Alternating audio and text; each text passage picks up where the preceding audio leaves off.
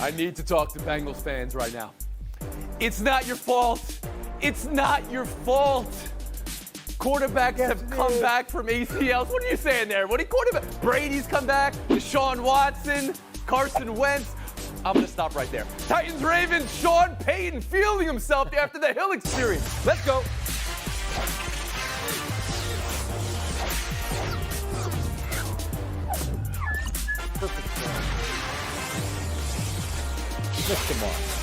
The Derrick Henry run won the game. The defense, bottling up Lamar Jackson in the final seconds, saved the game. But the A.J. Brown play was the game. Let's take a look at this play. This was third down. He was 6 yards short of the mark. The muscle and the will and the push. Oh, that was beautiful. And Tennessee again beats Baltimore. After the game, Lamar Jackson said Tennessee wanted it more. That's all I need to hear. Clinton Yates around the horn to you. Was this more about Tennessee wanting it more or what Baltimore fails to do in the biggest moments? I think this game in particular was about Tennessee wanting to get more, but I think if we look at the Ravens season overall, this game was a microcosm of what the problems have been in total. Mark Ingram, I'm sorry, the guy that was such a weapon for them last year and before has not been there. 2 carries, 2 yards, he's just not a factor. Hollywood Brown, a guy who people looked at as the over-the-top option that was supposed to be their speedster, that was going to show you what Lamar could do from a deep standpoint, just doesn't catch the ball anymore. He's not the same guy. To borrow a phrase from J.A. Adonde in some regard, his weapons aren't weaponing, and it's showing in terms of how their offense works. It's just not there the way that it used to be. And you can blame that on Roman for play calling, but you got to execute. They didn't do that yesterday, and they haven't done it for about a month now. Woody Page, same question to you. Is this about the Titans wanting it more or Baltimore's problems?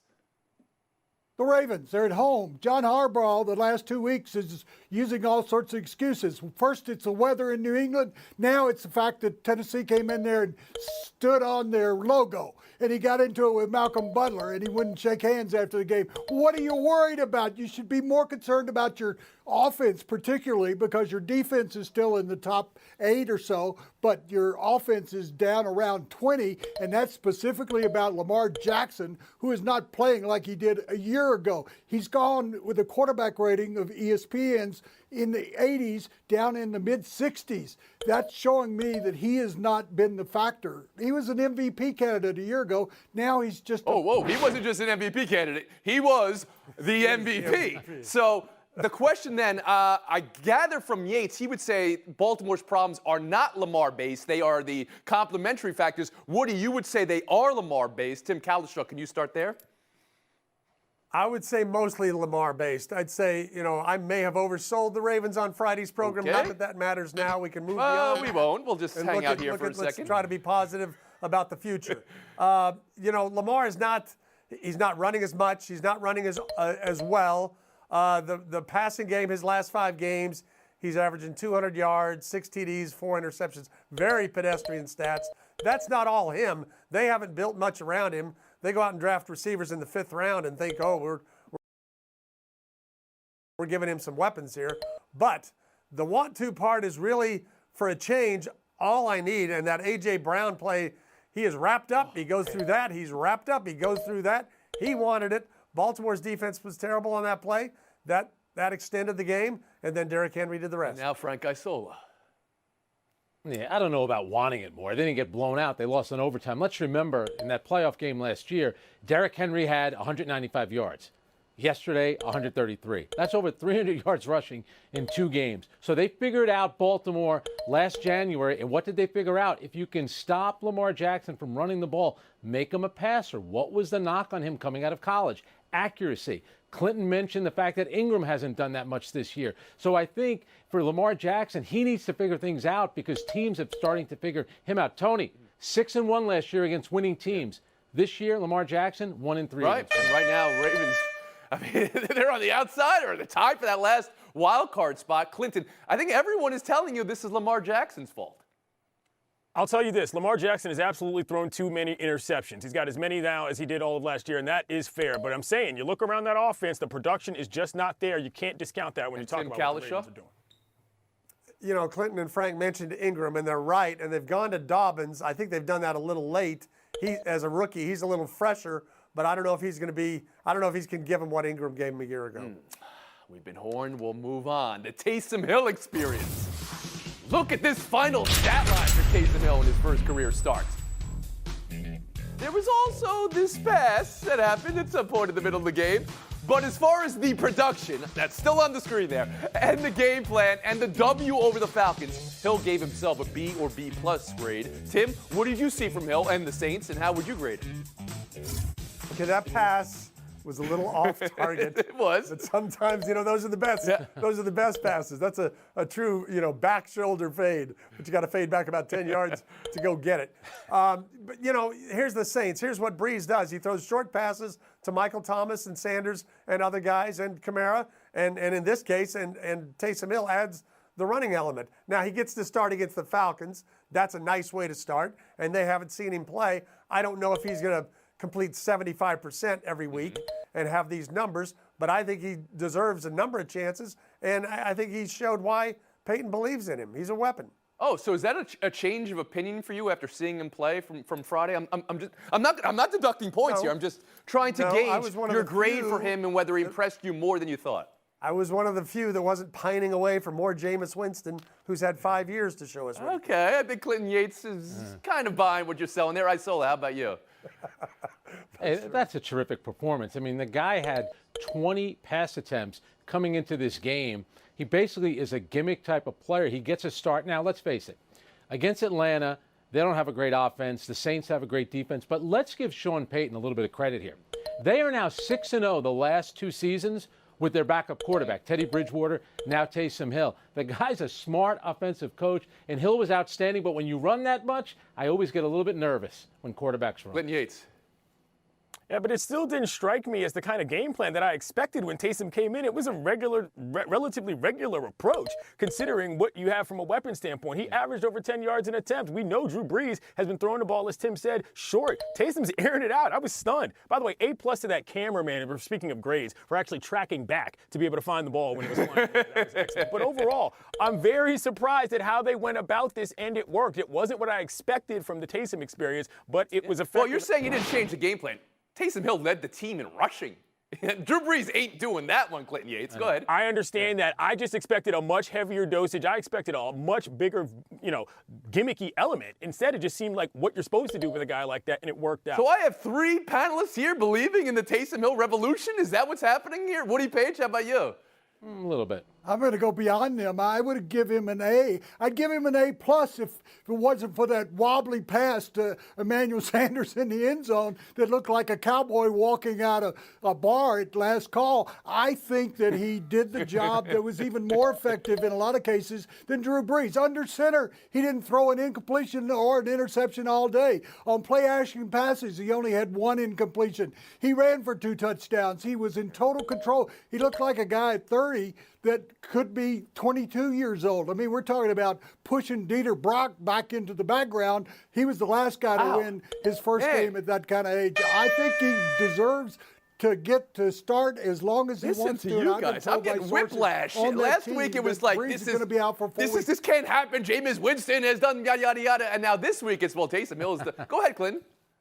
Great coach. I'd still be playing Jameis Winston if I didn't play the Falcons. I'm saying this was a good game plan, and it worked. The game plan was how the Saints got to Matt Ryan defensively. That defensive side of the ball was vicious yesterday, and that was another reason why they won the game. But look at the schedule. I know you like to do this, Woody.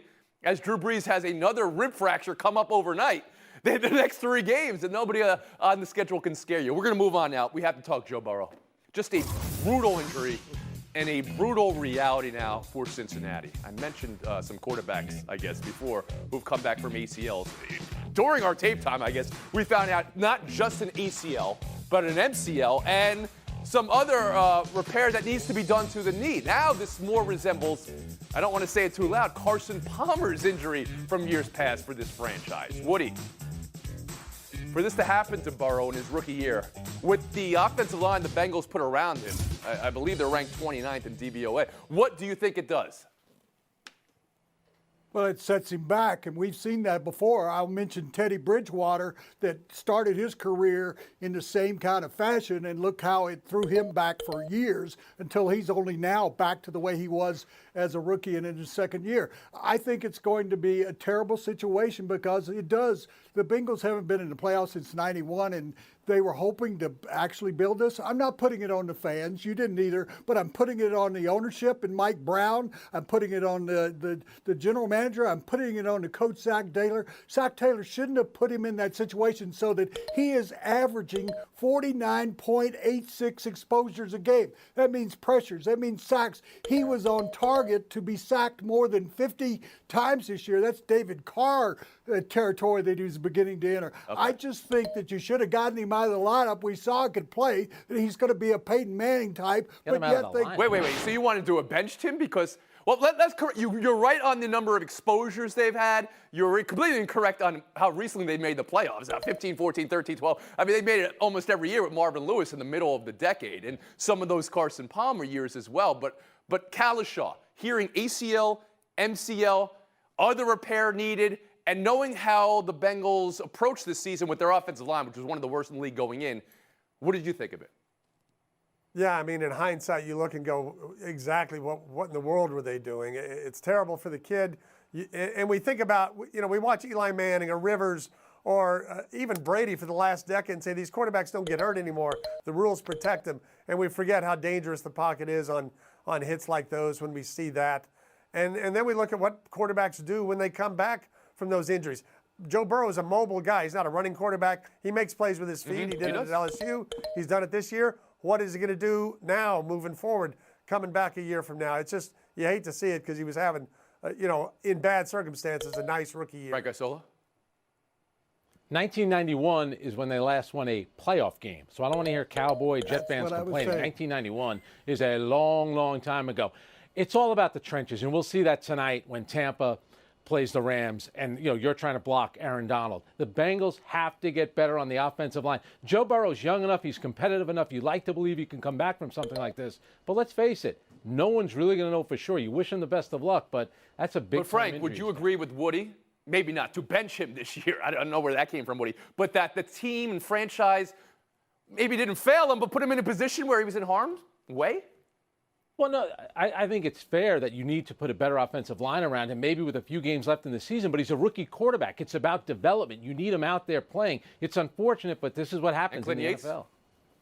Yeah, if I'm going to blame anybody for this, I'm going to blame the turf at FedEx Field where quarterback legs go to die. But overall, the reason why this is such a bummer is because people actually like Joe Burrow, like as a dude. Of course, he was setting the world on fire, but he gave some hope to Bengals fans as a personality, never mind as a leader. This is a bummer because he's just away from that. I'm going to assume full recovery because I'm not a doctor, but I don't think it's that big of a problem because he's that young. But overall, you miss the guy as much as you miss the quarterback in this case. Tom Brady, after he tore his ACL, he made 5 more Super Bowls.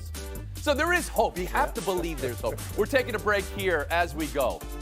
Better touchdown catch from yesterday. CeeDee Lamb or Adam Thielen, or maybe we'll throw this on there too. Kareem Hunt's hurdle. Yell it out. What was the best play of the weekend? Thielen. CD. 100%. That's a great catch. Turn the ball over in overtime, and you are donezo. Colts 34, Packers 31. Indy came back from 14 down and survived all of those penalties they had trying to salt the game away. They had 5 penalties on their last drive. Clinton, was this more about the Colts or Packers, the comeback, or the fumble? To me, it was more about the Colts. They continue to be impressive. They're the best tackling team in the NFL, and I'm not saying they're going to do this, but this was the first time this year I looked at the Indianapolis Colts and said, that's a team that could win the Super Bowl. Michael Pittman Jr., former SC guy, looked tremendous. Solid game out of them. Woody Page. I rarely say this, but it was about both teams, Tony. The Packers got unlucky in overtime, but they played a good game. They continue to average 30 points a game. And you got the number 2 defense in the Colts, who did an exceptional job, I thought, particularly at the end of triple teaming Devontae Adams, and he couldn't get the ball. So I thought both teams came out of this. All right, let me look at the panel here. Where do we come down on Woody buying and selling both teams at the same time, simultaneously? I'm getting what you're putting down here. Let's go. Go ahead, Tim Kalishaw. Thought I'd go that way. I think the Colts, despite all those crazy things they did at the end, They won the game. It's about them being – I'm not going to go as far as Clinton. They look like a team that could get to play Pittsburgh or Kansas City in the playoffs and lose that game and go that far. Not Super Frank Isola. Thank you, Tim. I was thinking the same thing. When Aaron Rodgers, on that drive where they tied the game up on the field goal, they had him buried. It was a 3rd and 10 from the 5-yard line. He throws that bomb. If you're a big-time defense at home, you cannot allow Aaron Rodgers to do that. The turnovers kill Green Bay, but I was a little concerned about the Colts defense. Buy or sell two, the Miami Dolphins, and the decision to go to Ryan Fitzpatrick. Here's Brian Flores after the game. Tua wasn't injured. We just felt like it was the best move at that point in the game. We had to get in the 2-minute mode, and we just felt like he gave us the best chance to win the game. So no injury, he said. Tua struggled in the game. There was a hit, and he did come into the game on the injury report with a foot. Woody, what's your read on Tua benched and the QB situation in Miami? Well, he was terrible. He was tentative yesterday. He was sacked 6 times. He didn't get the ball off. He didn't get it off quickly enough. I think they made a right move to put him in the lineup several weeks ago, but they need to go back to Fitzpatrick now because you have a great chance to get into the playoffs. But So that was it for you. That was it. You saw enough from Tua with his first career loss. Kalish, how about you? Brian Flores is going to get Coach of the Year votes, and he's going to deserve them because he's done a great overall job, but he also behaves like a defensive coordinator when it comes to managing his quarterback. Shouldn't have benched Fitzpatrick when he did, and now he's got kind of a mess on it. Isola, do you believe this is a mess like Kalish does? See, Tim, I disagree. You know, if you're going to fire these coaches after 1, 2, or 3 seasons, so now you want me to develop a quarterback. I'm going to develop a quarterback, but I'm also going to try to win. So this was a one-off. You took him out. He'll start next week. To me, I like this kind of strategy. I'm surprised more teams don't do it. And see why?